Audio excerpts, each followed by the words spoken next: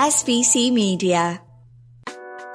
Welcome to the iGaming Daily Podcast, analysing the news from the betting and gaming industry all over the globe, supported by Optimove, the #1 CRM marketing solution for the iGaming market. A calm January for UK gambling has been upended as February brings frantic news of judicial rulings and regulatory hearings carrying significant ramifications for the sector. The High Court has ruled against Sky Bet in a legal dispute concerning the valid consent of a problem gambler being marketed to. Meanwhile, the DCMS has recommenced its committee hearings on the implementation of the Gambling Review's white paper proposals. Though political consensus is maintained on changes, hearings turned into a critique of Labour's management of the Gambling Review proposals, particularly regarding the RET levy and its reluctance to adopt land-based reforms. iGaming Daily examines a week of disputes in UK gambling and questions whether stakeholders can stay on course to complete the outstanding changes of the Gambling Review.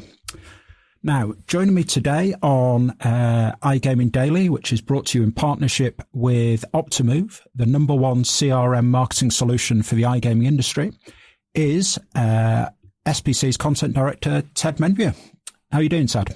Very well. How are you doing, Martyn? Yeah, I've just about recovered from sitting through one of the worst games of football I ever went to on Sunday, which was nice.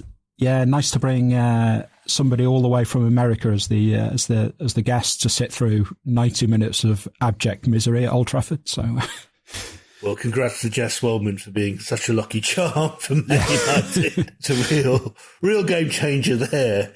Yeah, how bad was it?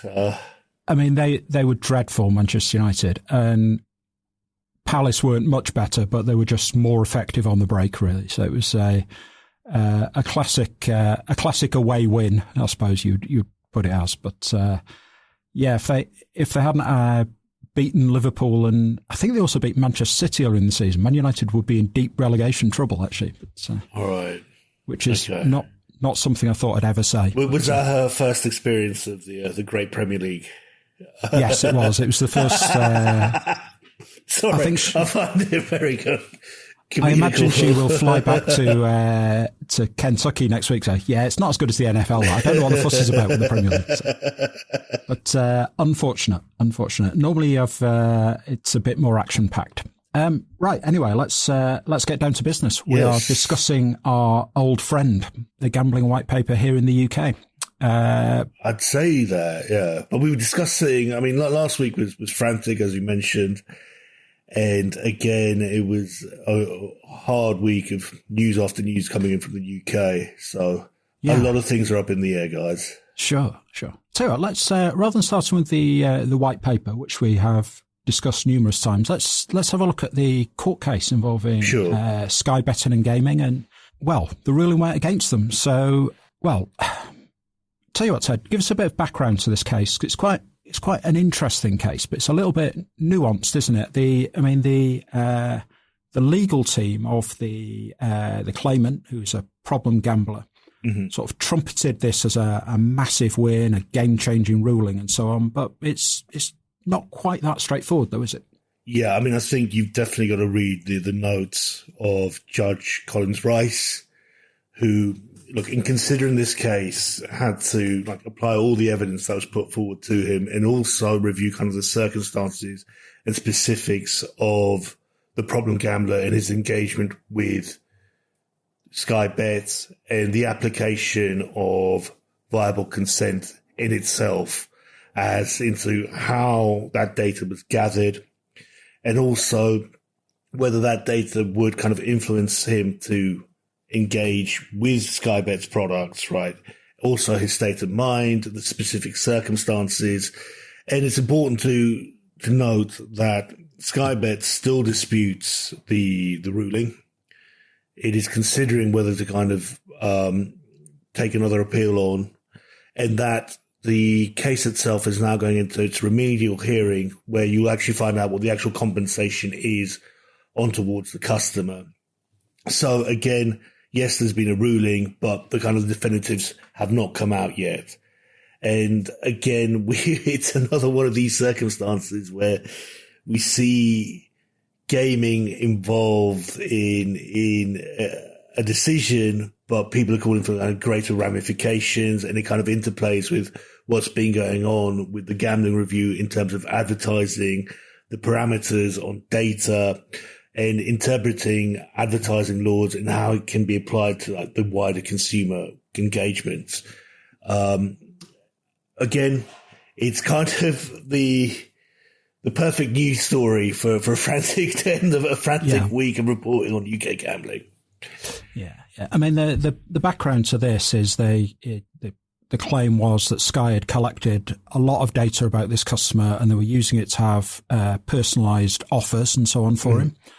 And his argument, or his lawyer's argument, was essentially that because he was a problem gambler, he couldn't give consent, despite the fact he'd initially given consent and he'd never withdrawn consent to receive these marketing offers. As the judge said, look, the blunt decision was on the mechanisms of Sky, which were insufficient. However, even the justice pointed that the customer himself had opted into receiving Sky Bet's promotional offers. So again, I think that this is very much a one-case interpretation by the High Court. Yes, and if you go through the ruling, you'll see that Mrs. Justice Rice-Collins does make it clear that she doesn't see this as setting the scene for a big change, and that actually the case dates back to maybe 5 years, 7 years, something like that. And she made it clear that not only have Sky betting and gaming tightened up their practices around this, but the whole industry has as well since. But that hasn't stopped one or two people calling for greater change, has it? What can you tell us about that, Ted? Well, this weekend, the Observer reported that campaigners for gambling reform, mainly led by Will Prashaka, who now leads the Coalition to End Gambling Advertising, that organisation believes that these practices are widespread and that there's no kind of accountability in UK gambling towards viable consent and its data practices. And they believe that this practice of, cookie collection on consumers is being used across the field, and that there's a case for intervention to come from the UK Gambling Commission and the Information Commissioner's Office. Again, it's important to say that the changes of the white paper are going to come in May 2025, when operators have to put a mandatory field on opt-in clauses for individual products that they're allowed to market to the customer, which is in the direct marketing clause of the white paper. I think kind of the lines are kind of blurred by there isn't a definitive interpretation of data collection in the Gambling Review's white paper, and it's kind of unknown whether that's going to be reviewed in up and coming legislation. Yeah, I mean, I find this case fascinating because before my time at SBC, I did quite a lot of work in digital marketing. Mm-hmm. And the way you outside the gambling industry, I should say, in this particular job, and you do build up profiles. There are all sorts of systems you can use for customer profiling in lots of industries. And I don't see anything the gambling industry is doing that is particularly different, particularly more advanced, particularly more pernicious. But you have this added element that they have to take into account, as the judge found in this case, of, it's almost a moral issue, but I guess there's a legal definition somewhere. Can somebody who has a gambling order give informed consent to their data being processed? And there's no, I guess there's a legal answer to it, but you also have to look at the question of to what extent can an individual operator assess the problem, the state of mind or the illness that the particular player is suffering from, when they might be suffering that across 10 or 12 operators. And it's a very difficult thing for operators to get right. And I don't think that haranguing them in public, as we've seen a little bit over the weekend, is going to help the situation. But I'm also going to refer back to kind of legal experts' view of this. And one of the things is that you can't have a situation where the High Court has to intervene in all these cases related to kind of viable consent, especially of data processing, and especially, as you mentioned, because it's not just applicable to the operator, but who they use, in which platforms they advertise. Now, are we going to go to every campaign on Facebook, Instagram, on YouTube, who are companies that are so defined by the data algorithms in the way they advertise, and say, well, they can't use that anymore, or that's not viable, or there has to be an opt-in clause every time they market to a customer who might be potentially gambling? It's a very, very complex discipline that we are looking at, and that has to be analyzed. I think that this will have a ramification of some sort. I just can't kind of put my finger on it just yet. Yeah, I think it's such a tricky issue. It's definitely above my intellectual level to decide what that should be. Okay, let's leave Sky Bet there, and we're just going to go for a quick break. And when we come back, we're going to be talking about the related issue of the latest developments with the implementation of the Gambling Review's white paper recommendations. SBC Leaders connects the gambling industry's top-tier operators and associations to share the best ideas, collaborate on solving the biggest issues, and push innovation throughout the betting and gaming industry. If you're an operator and want to join the discussion, visit sbcleaders.com for more information. Okay, welcome back to today's iGaming Daily. So, Ted, our old friend, the white paper, and DCMS have recommenced their committee hearings of them about it in Parliament. What's the state of play? Where are we up to with this? Okay, so this was very much a hearing on 2024 proceedings, what got settled, what's going to be implemented. And, Labour leads with they're applying the £5 limit on slots, the fact that now the deposit checks are going to be reviewed in the upcoming months. So that's going through its test phase, and the settlement of the RET levy. And it was what should have been kind of, quite a straightforward select committee hearing on process, got kind of turned around, which I quite enjoyed, into mudslinging fights between the parties on gambling protections, on the interference of the Labour government and proceedings, and actually whether the objectives of the Gambling Review have changed. And it was a very kind of UK affair, and I enjoyed it a lot. Well, I did watch some of it, and it struck me that after 14 years of government, the Conservatives were taking the phrase opposition very literally during this phrase. They were really enjoying the fact that they're not responsible for the decisions that get made anymore, so they can just get stuck in with whatever they like to throw at the government. Well, I like I'd like to welcome kind of Louis French, Shadow Minister for DCMS as a Conservative Party, and he's an interesting character to join. What season are we on of the white paper? Oh, I don't know. Let's call it season 6 or something. Is that? Are we awaiting like the grand kind of Sopranos ending of? Yeah. Well, I think there will be fewer. There are fewer interpretations of the Sopranos ending than there are of the stuff that's in the white paper. Certainly. So. Very true. Very true. Yeah. But I mean, essentially, they were disagreeing about stuff that they agree about, which was really pretty odd. With the exception of, let's leave Sir Ian Duncan-Smith, the long-time gambling reform campaigner, to one side. His interventions were a little bit left field at times. But there is some common ground, right, between the three major parties in Parliament. What are they actually disagreeing about now? Well, I think, okay, I had time to kind of review this stuff, and you're right. The political consensus is there to apply the changes. I think it's more kind of the narrative and the overall kind of application of how Labour will progress with applying the changes. One sector is with the RET levy.